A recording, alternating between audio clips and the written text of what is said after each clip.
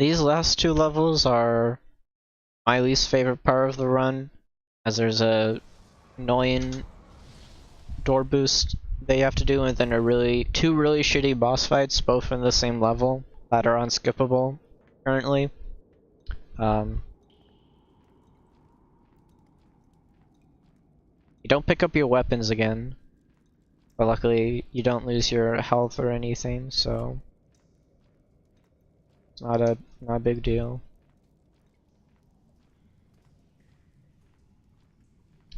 There's a very minor little skip here called, it's dubbed the Pathy skip, of the person who first did a run and submitted it to speedrun.com.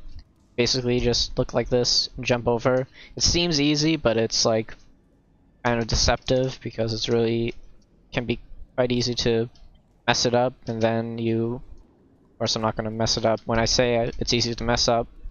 But if you're trying to do that quickly and you're not really like lining yourself up correctly, you miss it and then it's just a terrible time loss.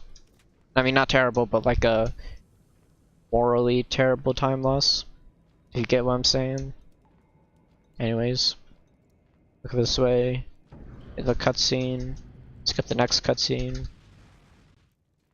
I'd better keep my head down.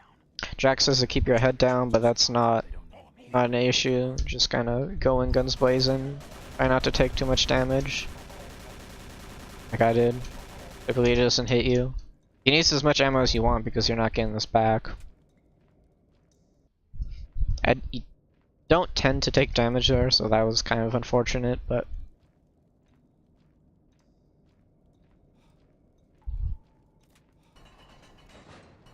get over here. There's not a whole lot of point to unless you've only taken a little bit of damage. There's no point to heal because after this, after he does his magic and takes your guns away, well, no, not after that. If you try to heal before he does that, the wind effect deals damage to you and interrupts your healing, so you have to do it after, like I did.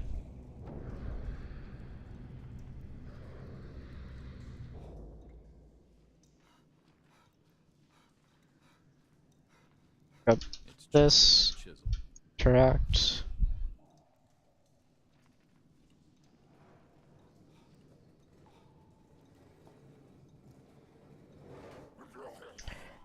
Now I like to make a save here because a lot of the saves in this run are like right along the way. Because of the load remover, you don't lose any. I mean, you might lose a little bit of time, but just like looking up really briefly, spamming spacebar, and making a safety save can be quite nice, especially when you're first starting out. Climb up here. This next bit is it's not hard, but it's kind of tricky to finesse.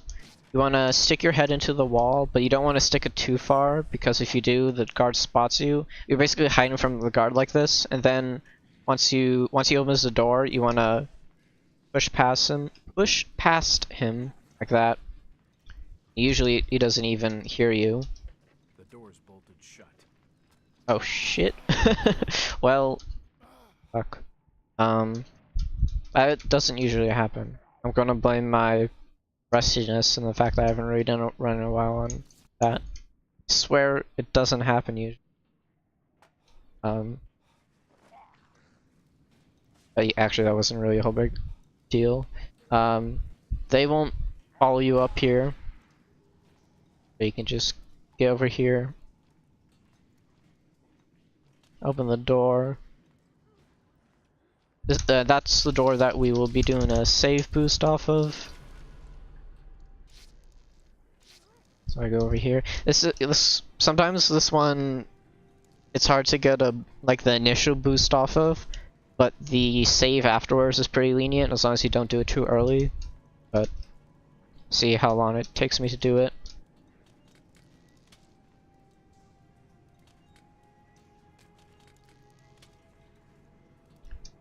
Not quite sure why that one's a lot more difficult sometimes. I actually got it pretty quickly that time, so this should be okay. I think this is a bit farther than I typically do it, but You probably won't see a whole lot doing this. Just fine. You kind of just have to get used to the landmarks that you see. You don't want to get too close to that boulder because you can fall back in bounds. And then you kind of want to look for that submarine. If the level below you loads, which I think it did, that's typically a good sign because that means you can fall back inbounds. And there's a piece of, like, there's a medkit or an ammo that you can see from out of bounds here that I use to line myself up with, or how I get back. Oh, there it is. Wait, I lost it. Where'd it go? Okay, there. That's really, really hard to see.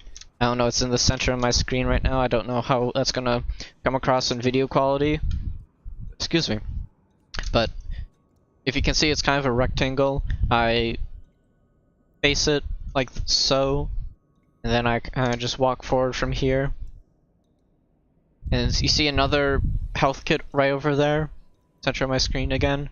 Once I see that, I know I'm in the clear, so I just walk, keeping that in sight. And then when I've crossed past it, usually you fall in bounds. It looks like I'm too far out of bounds, or too far up to fall back down.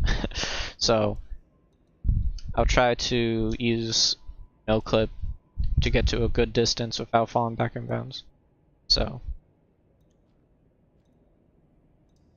typically I'd say this looks about good. Normally it's you can very distinctly see this health kit, so it's not an issue like it was for me this time. But so you get to like around here, you see this, you line up with it, continue forward, keep this in sight, and then I start to move to the left, and then you fall inbounds and you pick up the future weapon thingamajig that you need. Continue. Another save jump right here. This is purely just to make use of the fact that you don't take any fall damage, so I just jump off here, save. Again, doesn't matter at what point you actually save as long as you're in the air when you do it. Get over here. No, I went the wrong way. You go over here, pick up this health kit.